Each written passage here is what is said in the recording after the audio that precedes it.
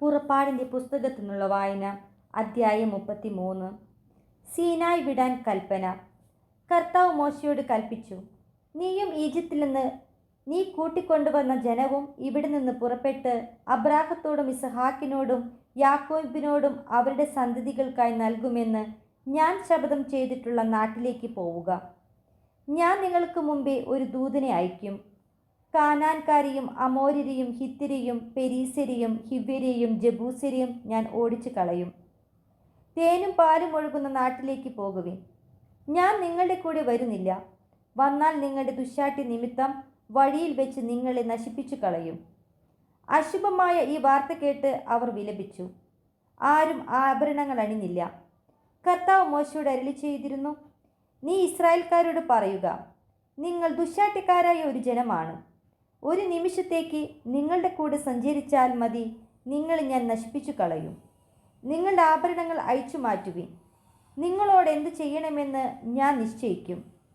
Horeb മലയുടെ സമീപത്ത് വെച്ച് ഇസ്രായേൽ ജനം ആഭരണങ്ങൾ അഴിച്ചു മാറ്റി. സമാഗമ കൂടാരം. പാളയത്തിന് പുറത്ത് അകലെയായി മോശ ഒരു കൂടാരം അടിക്കുക പതിവായിരുന്നു. അവൻ അതിനെ സമാഗമ കൂടാരമെന്ന് വിളിച്ചു. കർത്താവിൻ്റെ ഹിതമറിയാൻ ആഗ്രഹിച്ചവരൊക്കെ പാളയത്തിന് വെളിയിലുള്ള ഈ കൂടാരത്തിലേക്ക് പോയിരുന്നു. മോശ ഈ കൂടാരത്തിലേക്ക് പോകുന്ന അവസരങ്ങളിലൊക്കെ ജനം എഴുന്നേറ്റ് ഓരോരുത്തരും സ്വന്തം കൂടാരത്തിൻ്റെ വാതിൽക്കൽ നിന്നുകൊണ്ട് മോശ കൂടാരത്തിനുള്ളിൽ കടക്കുന്നതുവരെ അവനെ വീക്ഷിച്ചിരുന്നു. മോശ കൂടാരത്തിൽ പ്രവേശിക്കുമ്പോൾ മേഘസ്തംഭം ഇറങ്ങി വന്ന് കൂടാരവാതിൽക്കൽ നിൽക്കും. അപ്പോൾ കർത്താവ് മോശയോട് സംസാരിക്കും. മേഘസ്തംഭം കൂടാരവാതിൽക്കൽ നിൽക്കുന്നത് കാണുമ്പോൾ ജനം എഴുന്നേറ്റ് ഓരോരുത്തരും സ്വന്തം കൂടാരത്തിൻ്റെ വാതിൽക്കൽ കുമ്പിട്ട് ആരാധിച്ചിരുന്നു.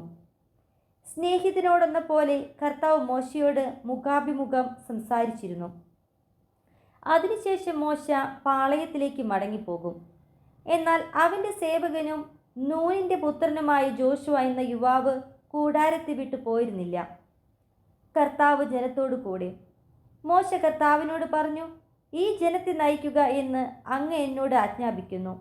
എന്നാൽ ആരെയാണ് എൻ്റെ കൂടെ അയക്കുക എന്ന് അറിയിച്ചിട്ടില്ല.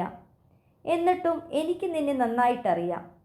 നീ എൻ്റെ പ്രീതി നേടിയിരിക്കുന്നു എന്ന് അവിടുന്ന് പറയുന്നു. അങ്ങ് എന്നിൽ സംപ്രീതനാണെങ്കിൽ അങ്ങയുടെ വഴികൾ എനിക്ക് കാണിച്ചു തരുക. അങ്ങനെ ഞാൻ അങ്ങയെ അറിയുകയും പ്രീതിപ്പെടുത്തുകയും ചെയ്യട്ടെ. ഈ ജനത അങ്ങയുടെ സ്വന്തം ജനമാണെന്ന് ഓർമ്മിച്ചാലും. കർത്താവ് പറഞ്ഞു, ഞാൻ തന്നെ നിന്നോട് കൂടി വരികയും നിനക്ക് ആശ്വാസം നൽകുകയും ചെയ്യും. മോശ പറഞ്ഞു, അങ്ങ് ഞങ്ങളോട് കൂടി വരികയില്ലെങ്കിൽ ഞങ്ങൾ ഇവിടെ നിന്ന് പറഞ്ഞയക്കരുത്. അങ്ങ് പോരുന്നില്ലെങ്കിൽ അങ്ങ് എന്നിലും അങ്ങയുടെ ജനത്തിലും സംപ്രീതനാണെന്ന് എങ്ങനെ വെളിപ്പെടും? അങ്ങ് ഞങ്ങളോടൊത്ത് യാത്ര ചെയ്യുമെങ്കിൽ ഞാനും അങ്ങയുടെ ജനവും ഭൂമുഖത്തുള്ള എല്ലാ ജനതകളിലും നിന്ന് വ്യത്യസ്തരായിരിക്കും. കർത്താവ് മോശയോട് പറഞ്ഞു, നീ ആവശ്യപ്പെട്ട ഈ കാര്യവും ഞാൻ ചെയ്യും. എന്തെന്നാൽ നീ എൻ്റെ പ്രീതി നേടിയിരിക്കുന്നു.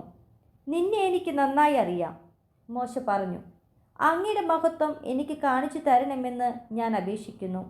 അവിടുന്ന് അരുളി ചെയ്തു, എൻ്റെ മഹത്വം നിന്റെ മുമ്പിലൂടെ കടന്നു പോകും. കർത്താവ് എന്ന എൻ്റെ നാമം നിന്റെ മുമ്പിൽ ഞാൻ പ്രഖ്യാപിക്കുകയും ചെയ്യും. എനിക്കിഷ്ടമുള്ളവനിൽ ഞാൻ പ്രസാദിക്കും. എനിക്ക് ഇഷ്ടമുള്ളവനോട് ഞാൻ കരുണ കാണിക്കും. അവിടുന്ന് തുടർന്നു, നീ എൻ്റെ മുഖം കണ്ടുകൂടാ. എന്തെന്നാൽ എന്നെ കാണുന്ന ഓരോ മനുഷ്യനും ജീവനോടെ ഇരിക്കുകയില്ല. കർത്താവ് പറഞ്ഞു, ഇതാ എൻ്റെ അടുത്തുള്ള ഈ പാറമേൽ നീ നിൽക്കുക. എൻ്റെ മഹത്വം കടന്നു പോകുമ്പോൾ നിന്നെ ഈ പാറയുടെ ഒരിടുക്കിൽ ഞാൻ നിർത്തും. ഞാൻ കടന്നു പോകുമ്പോൾ എൻ്റെ കൈകൊണ്ട് നിന്നെ മറയ്ക്കും. അതിനുശേഷം ഞാൻ കൈ മാറ്റും. അപ്പോൾ നിനക്ക് എൻ്റെ പിൻഭാഗം കാണാം, എന്നാൽ എൻ്റെ മുഖം നീ കാണുകയില്ല.